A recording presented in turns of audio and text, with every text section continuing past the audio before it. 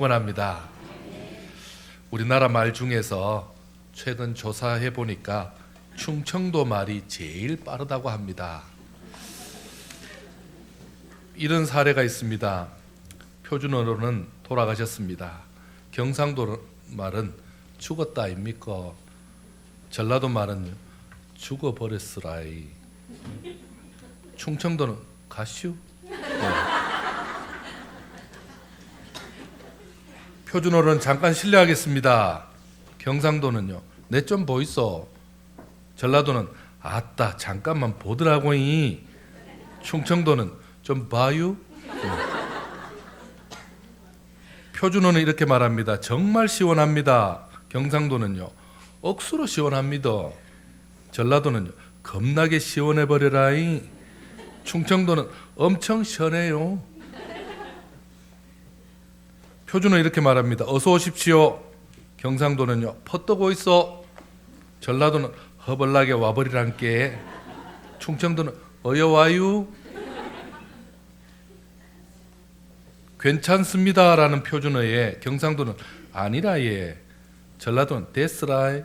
충청도는 됐슈. 자, 이렇게 말해도 그래도 인정하지 못하겠다면 또 하나가 있습니다. 그것은 이 콩깍지가 깐 콩깍지인가 안 깐 콩깍지인가 라는 말을 충청도 말로는요, 깐겨 안 깐겨. 그래도 인정할 수 없습니까? 또 있습니다. 표준어로 당신은 개고기를 먹습니까? 충청도 말로는요, 개혀? 여러분 옆 사람하고 한번 인사합시다. 잘혀? 한번 인사합시다. 한번 인사합시다.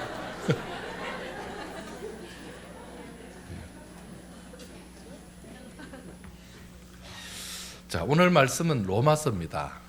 로마서는 기록할 당시에 당시 그리스도인이 매우 혼란한 상황이었다고 그렇게 볼 수 있습니다.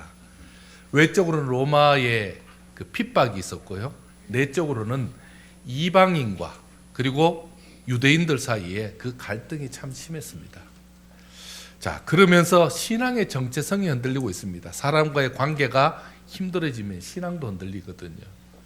그래서 바울은 로마 교인들과 교인들의 그 신앙과 삶을 위해서 체계적으로 바로 세우기 위해서 이 로마서를 기록해서 보냈다라고 말씀하고 있습니다.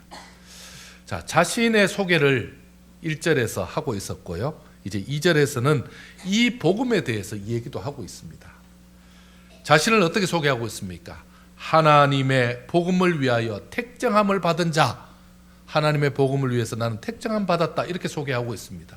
그러면서 하나님의 복음을 얘기하는데, 여기서 말하는 하나님의 복음은 구체적으로 어떤 것일까요? 하나님의 복음과 또 여기 2절에서 말했던 이 복음이라는 것은 같은 겁니까? 다른 겁니까? 우리는 지금도 여전히 복음이라는 말을 많이 씁니다. 교회에서는 늘 복음이라는 말을 많이 쓰죠. 그렇다면 여러분은 이 복음이 구체적으로 무엇인지, 무엇이라고 말할 수 있는지 한번 생각해 보셨습니까? 복음이 무엇인지 오늘 본문은 잘 말해주고 있습니다. 여러분 2절 한번 읽어보겠습니다. 2절 한번 같이 읽겠습니다. 시작. 이 복음은 하나님이 선지자들을 통하여 그의 아들에 관하여 성경에 미리 약속하신 것이라. 아멘. 자, 누구에 관하여? 그의 아들에 관하여 말하는 것이다. 그러면요, 복음은 그의 아들, 누구시죠? 바로 예수 그리스도를 말씀하는 겁니다. 복음은 예수 그리스도에 대한 모든 것이라, 이렇게 말할 수 있죠. 자, 그러면 복음은 예수 그리스도라고 말씀하고 있는데 그 내용은 어떻게 됩니까? 먼저 우리가 3절 말씀 한번 읽어보면 좋겠습니다. 3절 한번 읽겠습니다. 시작.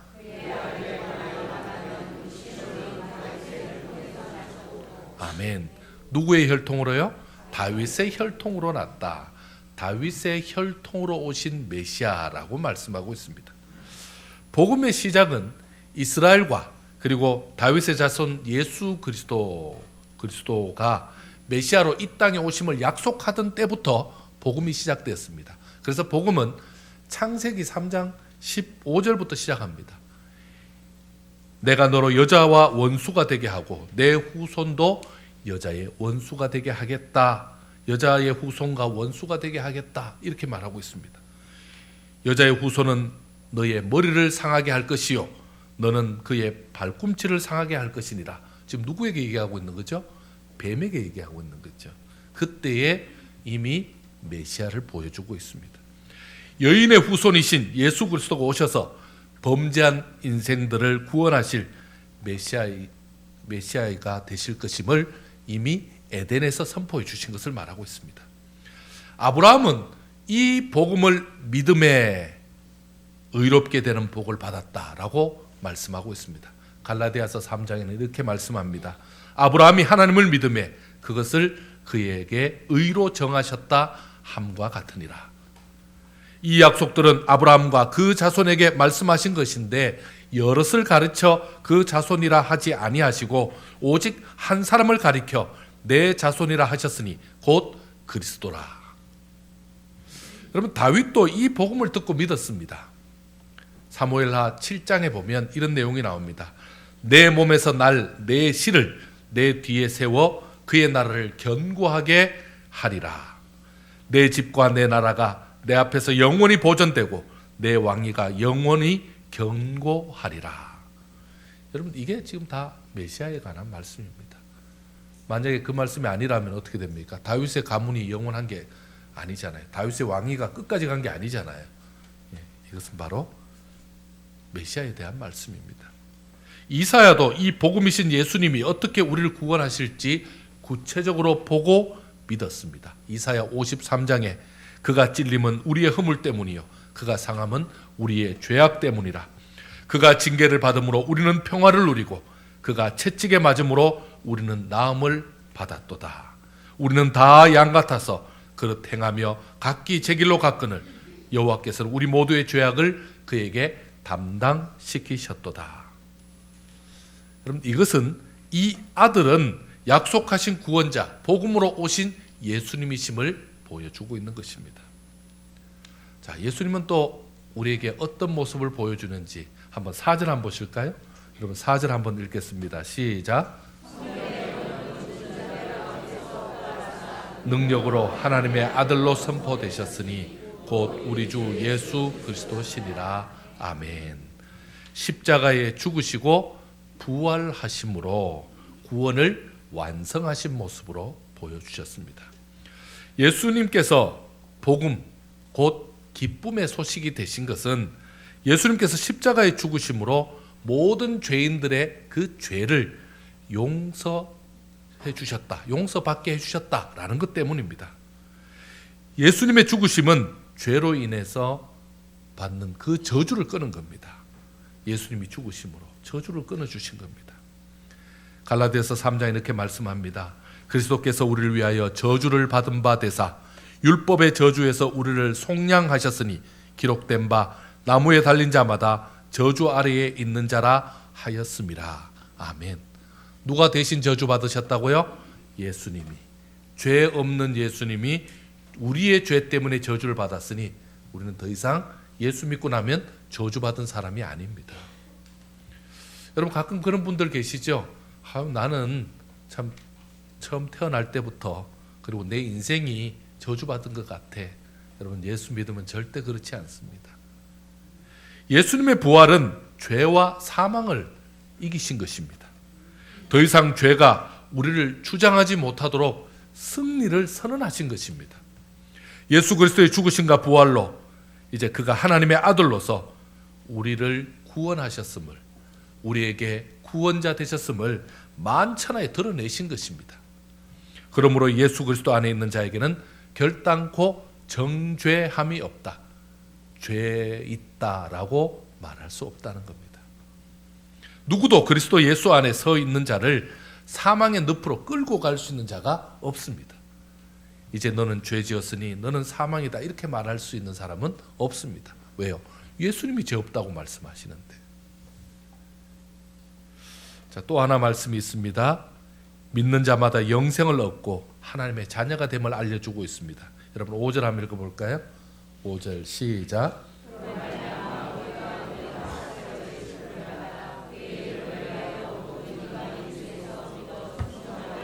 6절 너희도 그들 중에서 예수 그리스도의 것으로 부르심을 받은 자니라. 아멘. 믿는 자마다 영생을 얻고 뭐가 된다고요? 하나님의 자녀가 된다라고 말씀하고 있습니다. 복음이신 예수 그리스도를 믿는 자는 유대인이나 이방인이나 차별이 없습니다. 먼저 믿은 자나 나중 믿은 자나 지금 믿고 힘 있는 자나 지금 연약한 자나 아무 상관이 없습니다. 다 차별이 없이 구원에 이르게 됩니다. 믿는 자마다 영생을 주시는 것이 복음이신 예수님의 바로 선물이기 때문에 그렇습니다. 믿는 자는 하나님의 자녀로서 하나님의 소유된 백성으로서 그 복을 누리게 되는 겁니다. 믿고 나면 뭐 해야 된다는 겁니까? 복을 누려야 된다라는 겁니다. 복음 받았는데 그 복을 뜯지 않으면, 포장지를 뜯지 않으면, 사용하지 않으면 복을 못 누리는 거죠. 그래서 그 복을 누려야 합니다. 여러분, 우리는 어떤 자라고요? 복 받은 자라고요. 그래서 그 복을 누릴 자라고 말씀하고 있습니다. 하나님은 그리스도 예수 안에 있는 자, 하나님의 자녀된 자에게 하나님 아버지와 주 예수 그리스도로부터 복을 주시는데, 복의 내용이 은혜와 평강을 주신다고 말씀하고 있습니다. 여러분, 은혜가 뭐죠? 은혜라는 것은 불가능한 모든 일을 이겨내는 능력, 불가능한 모든 일을 이겨내는 힘, 이게 바로 은혜입니다. 그게 은혜고요. 평강은 무엇입니까? 어떤 상황에서도 요동하지 않는 그 심지가 굳은, 흔들리지 않는 신앙을 말하고 있습니다. 하나님께서요, 예수 믿는 우리에게 복으로 은혜와 평강을 주셨다고 말씀하고 있습니다. 할렐루야. 우리 사랑하는 성도 여러분, 우리는 복음이 변질된 세상에서 살고 있습니다. 원래 이게 원본 복음인데 지금 우리는 변질된 세상에서 살고 있습니다. 거짓 복음, 유사 복음이 판치는 세상에서 살고 있습니다. 가짜가 점점 많아진 세상에서 살고 있습니다.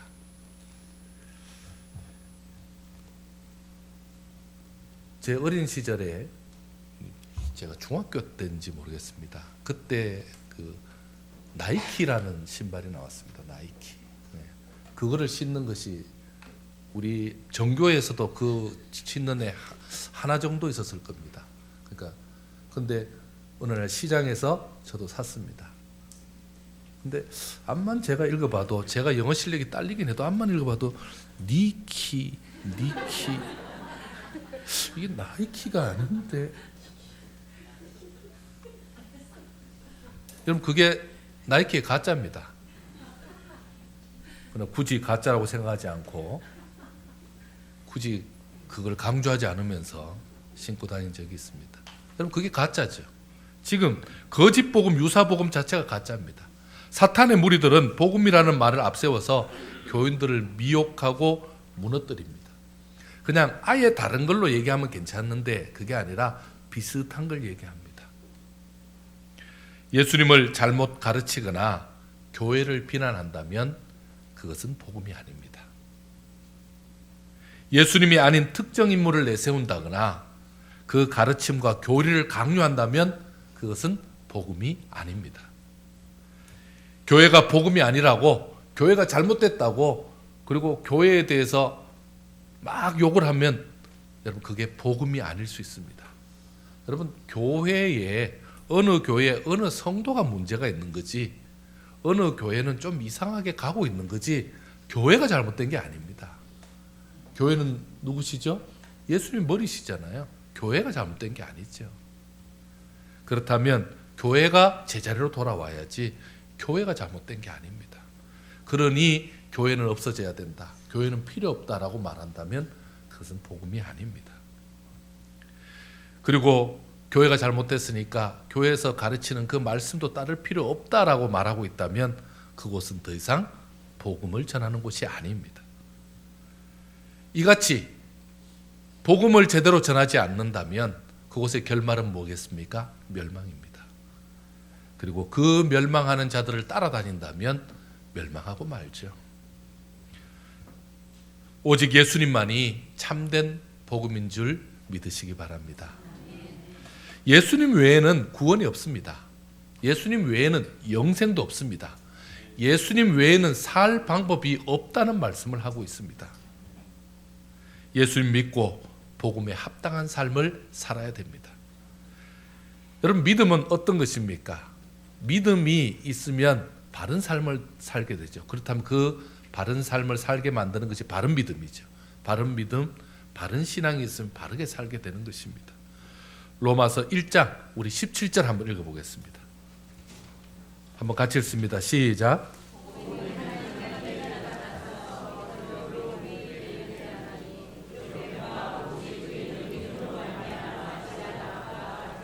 아멘. 복음은 하나님의 의가 나타나죠. 그러면요, 하나님의 의를 믿으니까 믿음에서 믿음에 이르게 되죠. 그래서 결국은요, 의인은 믿음으로 말미암아 살리라라고 말씀하고 있습니다. 자, 다 줄이면 어떻게 됩니까? 의인은 믿음, 복음 때문에 뭐 하겠다? 산다라는 말이죠. 의인은 살리라라고 말씀하고 있습니다. 예수님을 잘 믿는 게 뭐죠? 예수님을 잘 믿는 결론이 뭡니까? 예수님을 잘 믿으면 이 땅에서 잘 살게 되는 거죠. 여기서 잘 산다 그러면 또 우리는 떵떵거리면서 배부르게 사는 것만 자꾸 생각하는데 그게 아니고 예수를 잘 믿으면 진짜 제대로 사는 것을 말하는 것입니다. 그러므로 우리는 분별력을 가져야 합니다. 복음을 가장한 거짓 세력을 조심해야 됩니다. 이들은 복음의 탈을 쓴 사탄의 무리일 가능성이 높습니다. 바른 복음이 필요합니다. 바른 신앙이 필요합니다. 바르게 믿는 것이 중요합니다. 그래야 현세와 내세에 하나님 주시는 그 복을 받게 되는 겁니다. 여러분, 미래에 받는 복, 미래에 천국 가서 우리 천국에서 하나님하고 같이 사는 것, 그것만 복이 아닙니다. 이 땅에서 뭐 하는 거죠? 현세도 그 복을 누려야 됩니다. 그러니까 또 현세에서 복을 누려야 된다. 그러니까 내가 부자 돼야 되고 돈 문제 해결해, 그게 아니고 우리 무조건 얘기하면 자꾸 돈으로, 돈 곧 행복, 돈 곧 이게 뭐 잘 되는 것, 이렇게 자꾸 생각하는데, 여러분 아시죠? 복권 당첨되신 분들 잘 사는 거 보셨습니까? 복권 당첨된 사람을 본 적이 없습니다. 또 이러시지 마시고. 여러분, 그런 사람들은 가까이 안 있습니다. 제가 복권 자꾸 사지 말라는 이유 있죠? 복권 사는 순간에 복권 될까봐 제가 사지 말라는 겁니다. 복권 되면 교회 안 나올까봐 그래서 사지 말라는 겁니다. 여러분, 그게 복이 아닙니다. 그거는 재정적인 어떤 윤택함을 얻는 것 뿐입니다. 복음을 전하는 것이 그래서 우리 모두의 사명이 되는 것입니다. 여러분 5절 한번 보실까요? 5절 한번 보시면요, 그로 말미암아 우리가 은혜와 사도의 직분을 받아, 그 다음에요, 그의 이름을 위하여 모든 이방인 중에서 믿어 순종하게 하나니. 아멘. 자, 이방인들이 그의 이름을 믿어서 순종하도록 하는 일을 하기 위해서 우리가 뭐 하는 겁니까? 복음을 전하는 겁니다. 그래서 우리의 그 사명이 있는 것입니다. 먼저 믿은 자는요, 더 큰 사명이 있는 거죠. 나중에 믿은 자는요, 나 혼자 믿는 것만 해도 정말 너무너무 큰일이었습니다 라고 해서 좀 덜한 거죠. 여러분, 어릴 때 우리 머리 많이 썼습니다. 아, 그렇구나. 예수 믿고 믿으면 천국 가는데 이왕 빨리 믿으면 마음대로 못 놀고 뭐 해보고 싶은 거 다 못하니까 죽으려고 할 때, 오늘 죽는다 그럴 때, 그때 믿으면 바로 갈 거니까 그때가 좋겠다. 근데 위험이 있습니다. 왜냐면 그 순간을 놓치면 끝납니다. 그러니까 죽기 하루 전날 믿으면 되거든요. 이런 사람 그렇잖아요. 그렇게 해서 머리 많이 쓰는데 그러다가 못 믿고 죽은 사람 많습니다. 그러니까 일찍 믿으셔야 됩니다. 자, 이제는 어떻게 해야 됩니까? 15절 한번 읽어볼까요? 15절 한번 같이 읽습니다. 시작. 그러므로 날 할 수 있는 대로 로마에 있는 너에게도 복음 전하기를 원하노라. 아멘. 이게 사도 바울의 마음만이 아니라 오늘 예수 믿는 우리의 마음이어야 한다는 것을 말씀하고 있습니다. 할 수 있는 대로라는 말은 뭐죠? 최선을 다해서라는 말이죠. 어떤 상황에서도 복음을 전할 수 있는 것이 우리가 해야 될 일이다라고 말씀해 주고 있습니다. 저는 며칠 전에 평택에 있는 우리 후배 목사님을 좀 만난 적이 있습니다. 그랬더니 목사님이 좀 안색이 많이 안 좋아 보이길래 건축 중에 있어서 지금 그렇게 많이 힘드냐라고 물었더니 건축은 이제 힘든 고비 지났는데 사실은 그게 아니라고 하면서 자기 교회 집사님 부부 얘기를 합니다. 목사님이 상가 건물에서 개척을 했는데 그 개척할 때 그 1층에서 빵집 하던 부부 집사님이셨는데 자기 교회 와서 세례받고 집사님이 되셨다고 말합니다. 근데 이제 건축을 위해서 좀 더 멀리 떨어진 곳에 땅 구입하고 거기서 건축하느라 한 3년 정도 이 부부가 출석을 하지 못했답니다. 그런데도 교회에서는 전도하러 계속 갔었고 그 부부를 자주 만나서 교회에 오기를 권유를 했답니다. 그때마다 부부는 경기가 너무 힘들다. 그리고 좀 사업이 조금만 풀리면 그때 가겠노라. 그렇게 얘기를 하고 있었다고 합니다. 그러다가 최근에 깜짝 놀랄 소식을 들었다는 겁니다. 들은 소식은 경기가 점점 힘들어져서 빵집이 힘들어져서 종업원들을 점점 내보내고 부부 두 사람만이 경영한다까지 얘기는 들었는데 그 이후에 들은 소식은 가까운 공원에서 두 사람이 시체가 되어서 발견이 되었다는 겁니다. 경찰이 조사해 보니까 동반 자살로 결론이 났답니다. 이 소식을 듣고 목사님이 너무 가슴이 아팠다고 합니다. 내가 그분을 뵙고 교회 오라고는 얘기하고 그리고 빵도 사주면서 참 교회와 관계를 가지려고 애를 썼지만 막상 그 사람에게 해주지 못한 말이 있었다라는 생각이 들었답니다. 예수님에 대한 신앙, 복음에 대한 정확한 얘기를 점검을 했어야 되는데 그분이 신앙 다 팔아먹고 사업하느라고 복음을 다 잊어버린 것을 생각하지 못했다라고 그렇게 후회하는 얘기를 들었습니다. 그러면서 우리 목사님이 강조하는 말이 제 귀에 지금도 귓전에 스칩니다.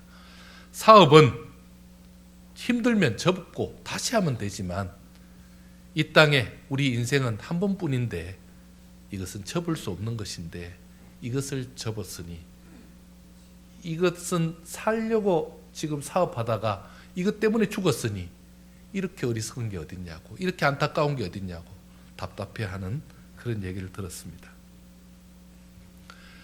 출애굽기 16장에 보면 이스라엘 백성들이 가나안 땅으로 열심히 지금 출애굽한 후에 전진하고 있었습니다.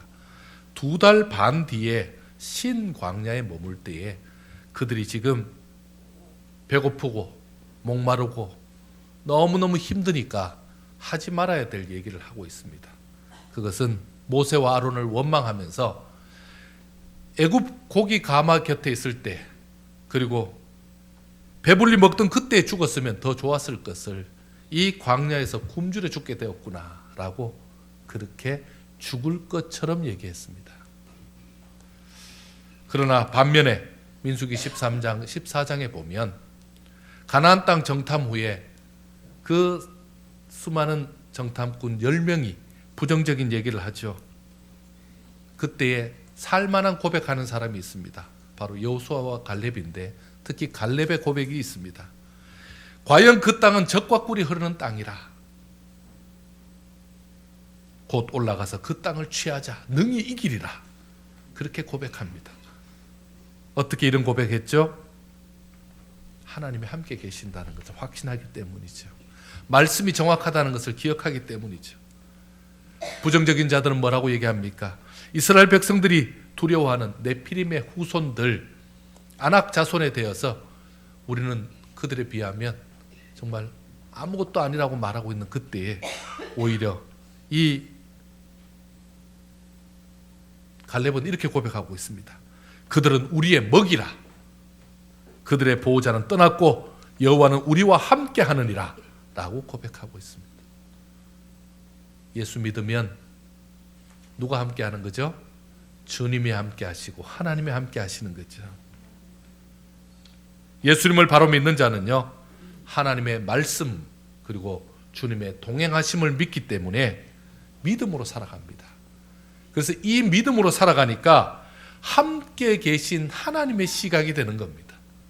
세상을 바라볼 때도, 그리고 지금 현재 당하는 일들을 볼 때도 하나님의 시각이 됩니다. 예수 믿으면 시각이 바뀝니다. 어떻게 해요? 내 시각이 아니고 하나님의 시각, 주님의 시각이 되는 겁니다. 저들을 먹을거리로 보게 되고, 그리고 두려워하는 것을 만만하게 보게 됩니다. 왜요? 내가 이길 게 아니라 주님이 이길 거니까, 하나님이 이길 거니까. 그리고 자신과 함께하는 하나님만 바라보게 되는 것입니다.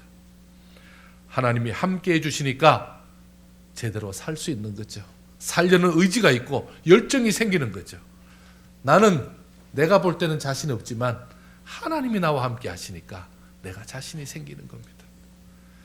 여러분, 그거 아십니까? 이 땅에서 죽음을 이길 수 있는 것은 아무것도 없습니다. 이 땅에서 죽음을 이길 수 있는 게 뭐가 있습니까? 아무리 건강하던 사람도 죽음이 위협하면요, 그날 꼭 끊어집니다.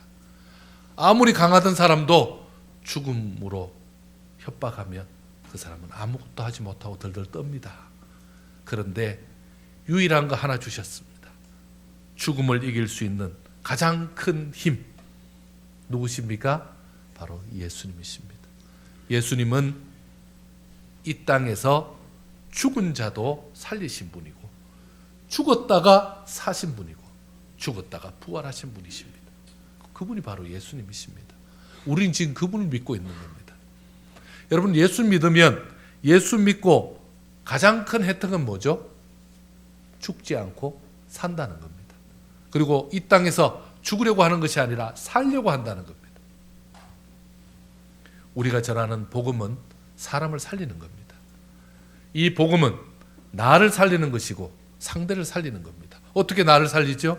내가 이 복음은, 이 예수님을 믿으면 당신이 삽니다 라고 전하는 내 입술을 통해서 내가 사는 겁니다. 그리고는요, 그 말씀을 듣고 그 사람이 사는 겁니다.